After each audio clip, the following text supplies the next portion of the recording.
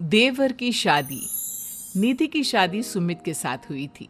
सुमित का एक छोटा भाई भी था और उसका नाम था अमित। और दूसरी तरफ निधि की एक छोटी बहन थी, उसका नाम था अंजलि। निधि के देवर अमित की अच्छी खासी नौकरी थी और निधि का ससुराल भी काफी पैसे वाला था। इसलिए निधि चाहती थी कि उसकी छोटी बहन अंजलि की शादी उसके देवर अमित के साथ हो जाए। लेकिन निधि के सास ससुर और उसका परिवार दोनों भाई बहनों के साथ अपने दोनों बेटों की शादी करने में बिल्कुल विश्वास नहीं रखते थे। अब तो अमित के लिए भी लड़की देखना शुरू करना ही पड़ेगा। उसकी उम्र भी हो गई है और नौकरी भी अच्छी खासी लग गई है। अरे मम्मी जी, लड़की देखने की क्या जरूरत है? मेरी छोटी बहन अंजलि है ना, अमित के लिए एकदम परफेक्ट मैच है वो। निधि, तुमसे कितनी बार कहा है, मम्मी तुम्हारी छोटी बहन अंजलि को इस घर की बहू नहीं बनाना चाहती। अरे पर आखिर क्यों? मेरी बहन में ऐसी भी क्या कमी है? सुंदर है, सारा काम करना जानती है, फिर आपको क्या परेशानी है? बात परेशानी की नहीं है बेटा, लेकिन मैंने शुरू से ही सोच रखा था एक ही घर की दो लड़कियां अपने बेटों के लिए नहीं लेकर आऊंगी। वो क्या है ना, दोनों बहनें देवरानी जेठानी बन जाएंगी तो बस प्रॉब्लम ही प्रॉब्लम आने वाली है। लेकिन निधि इस बात के लिए बिल्कुल तैयार नहीं थी। वो तो किसी भी कीमत पर अमित और अंजलि की शादी करवाना चाहती थी और इसीलिए उसने अपनी बहन अंजलि को अपने ससुराल में बुलाने का प्लान बनाया। कुछ दिनों के बाद सुमित, वो क्या है ना, मम्मी पापा कुछ दिनों के लिए मामा जी के घर पर चले गए हैं और अंजलि घर पर बिल्कुल अकेली है, तो मैंने सोचा उसे यहाँ बुला लेती हूँ। हाँ हाँ, क्यों नहीं भाई, तुम्हारी छोटी बहन है, तुम उसे बिल्कुल यहाँ बुला सकती हो। लेकिन सुनो, अमित और उसकी शादी के बारे में कोई बात मत छेड़ना। मम्मी इस बात के लिए कभी तैयार नहीं होगी। अगले दिन अंजलि निधि के ससुराल पहुंच जाती है और निधि के कमरे में। अरे दीदी, तुम्हारा देवर तो बहुत हैंडसम है, लेकिन मेरी तरफ नजर उठाकर भी नहीं देखता। अरे तू चिंता क्यों करती है, वो तेरी तरफ नजर उठाकर भी देखेगा और तू इस घर की बहू भी बनेगी। बस अब तू देखती जा। आप कहना क्या चाहती हैं दीदी? यही कि तू किसी न किसी तरह से बहाना करके कुछ दिन इस घर में रुक जा, बस फिर देख मैं क्या करती हूँ। अगर आपने मेरी शादी अमित के साथ करवा दी ना दीदी, तो जिंदगी भर आपकी सेवा करूंगी। मुझे तो आपकी शादी के बाद से ही बहुत पसंद है। अरे मेरी प्यारी बहना, तेरे दिल की खबर तो मुझे कब से लग गई थी। सब जानती हूँ मैं। बस अब चिंता मत करियो और जैसा मैं कहती हूँ वैसा करती जाओ। अगले दिन देख अंजलि, थोड़ी देर बाद मेरी सास बाथरूम से नहा कर निकलेगी, तो बाथरूम के दरवाजे पर थोड़ा सा पानी गिरा दे। ये क्या कह रही हो दीदी? आपकी सास गिर गई तो उसे चोट लग जाएगी और आपके लिए मुसीबत हो जाएगी। अरे पागल, जैसे ही वो गिरने लगे तो झट से जाकर उसे संभाल लेना।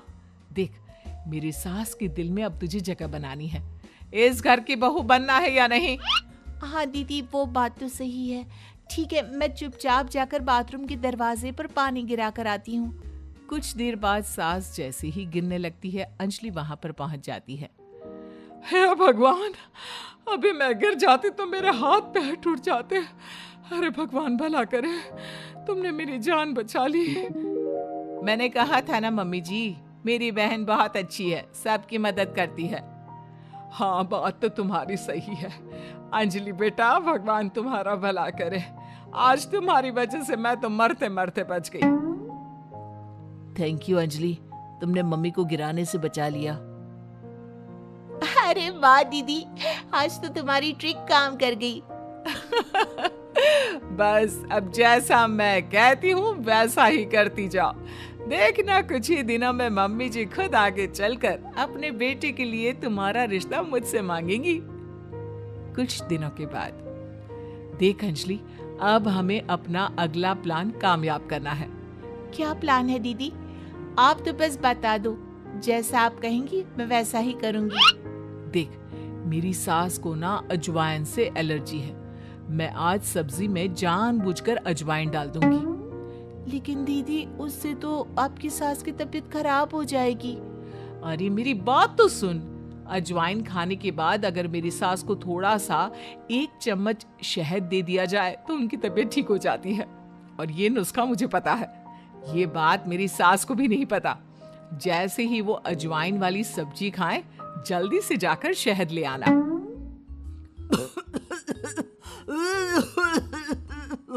ये क्या बहू, तुमने सब्जी में अजवाइन क्यों डाल दिया? तुम जानती हो ना, मुझे इससे एलर्जी होती है। माफ कर दीजिए मम्मी जी, मुझे तो पता ही नहीं था।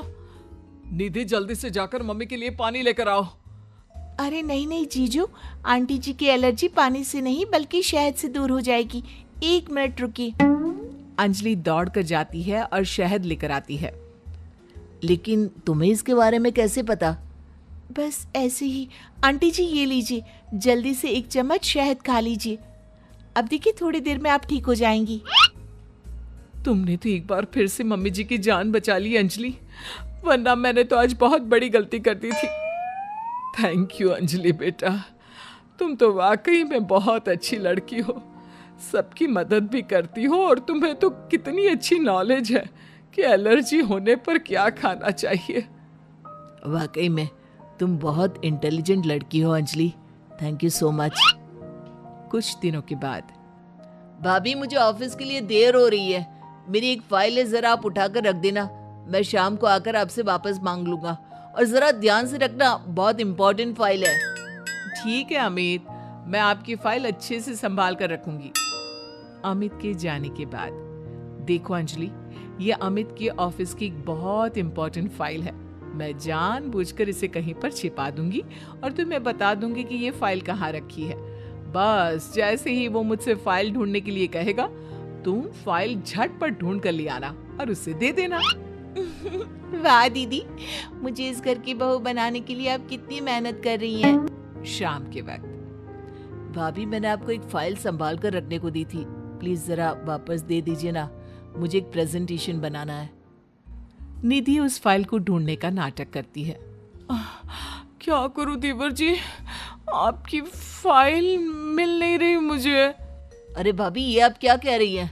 अगर वो फाइल नहीं मिली तो मेरा प्रमोशन नहीं होगा, बहुत इंपॉर्टेंट फाइल है। अमित, ये रही तुम्हारी फाइल।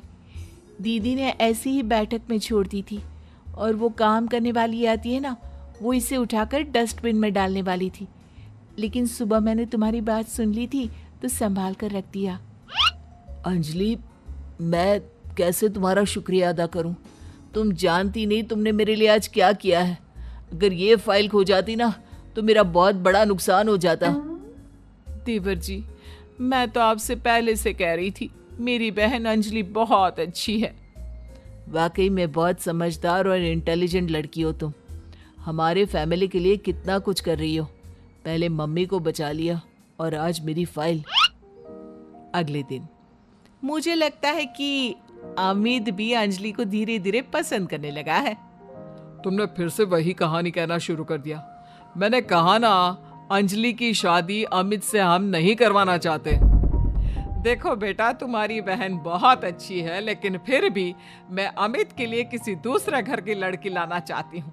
एक ही घर की 2 लड़कियां मुझे अपनी बहू बनाकर नहीं लानी। मम्मी जी, मेरी बहन ने आपके लिए इतना कुछ किया और फिर भी आप उसके साथ ऐसा कर रही हैं। तुम गलत समझ रही हो निधि, ये बात तो हम लोगों ने तुम्हें पहले ही कह दी थी। तुम्हारी कोशिशें बेकार है, ऐसा कुछ नहीं होने वाला निधि। देखा दीदी, तुम्हारे सब कुछ करने के बाद भी तुम्हारे ससुराल वाले मुझे इस घर की बहू बनाने के लिए तैयार नहीं है। लगता है अब एक आखिरी खेल खेलना पड़ेगा और देखना, उसके बाद सब ठीक हो जाएगा। मजबूरी में मेरी सास को अमित के साथ तुम्हारी शादी करवानी पड़ेगी। लेकिन दीदी, अब आप क्या करने वाली हैं? कल रात को जब अमित ऑफिस से देर से लौटेगा तो उसके खाने में बेहोशी की दवा डाल दूंगी। तुम चुपचाप उसके कमरे में उसके बेड पर जाकर लेट जाना, कुछ करने की जरूरत नहीं है, बाकी का सारा काम मैं संभाल लूंगी। निधि और अंजलि मिलकर अमित को फंसाने का प्लान बनाते हैं। दोनों अमित के खाने में बेहोशी की दवाई डाल देते हैं। भाभी, बड़े जोरों की भूख लगी है। दीदी तो सो गई है, आपके लिए खाना मैं लगा देती हूँ। हाँ हाँ बिल्कुल। वैसे रात काफी हो गई है, तुम सोई क्यों नहीं? मैं तुम्हारा इंतजार कर रही थी, सोचा तुम ऑफिस से लौट कर आओगे, खाना कौन देगा, बस इसीलिए। तुम कितनी अच्छी हो अंजलि, सबका कितना ख्याल रखती हो। थोड़ी देर के बाद खाना खाकर अमित गहरी नींद में सो जाता है और अपने प्लान के हिसाब से अंजलि उसके पास जाकर लेट जाती है। अगली सुबह, मम्मी जी ये देखिए, अमित मेरी बहन अंजलि से कितना प्यार करता है, और कल रात को तो उन दोनों के बीच क्या बताऊं, वो सब हो गया जो नहीं होना चाहिए था। मुझे लगता है अब हमें उन दोनों की शादी करवा देनी चाहिए। नहीं नहीं भाभी, आप ये क्या कह रही हैं? मैंने अंजलि के साथ कुछ नहीं किया, मुझे बस गहरी नींद आ गई थी। अमित झूठ मत बोलो, कल रात को तुमने मुझसे कहा था कि तुम मुझसे प्यार करती हो और हमारे बीच जो कुछ भी हो रहा है वो सब नॉर्मल है। बस करो भाभी और अंजलि, आप दोनों को ज्यादा झूठ बोलने की जरूरत नहीं है। अब जानती भी है क्या हुआ है। क्या हुआ है? जो कुछ भी हुआ है वो सामने दिख तो रहा है, आप पूरी रात मेरी बहन के साथ थे। आपका प्लान तो मुझे उसी वक्त समझ में आ गया था जब गलती से मेरा खाना आपकी बहन अंजलि ने खा लिया और वो बेहोश हो गई, और वो बेहोशी की हालत में वो सब कुछ कह रही थी जो आप मुझे कहने वाले थे। क्या इसका मतलब तुम्हें सब पता चल गया? हाँ, मुझे सब पता चल गया, और आप सबकी जानकारी के लिए ये भी बता दूं कि मेरी पहले से ही एक गर्लफ्रेंड है शिवानी, और मैं उसे बहुत पसंद करता हूँ। देखो निधि, ये तुमने ठीक नहीं किया। अपनी बहन को इस घर की बहू बनाने के लिए तुम इस हद तक गिर सकती हो, मैंने कभी सोचा भी नहीं था। अमित ठीक कह रहे हो, वो सब हमारा नाटक था, लेकिन गलती से मैंने शायद बेहोशी वाला खाना खा लिया और हमारी पोल खुल गई।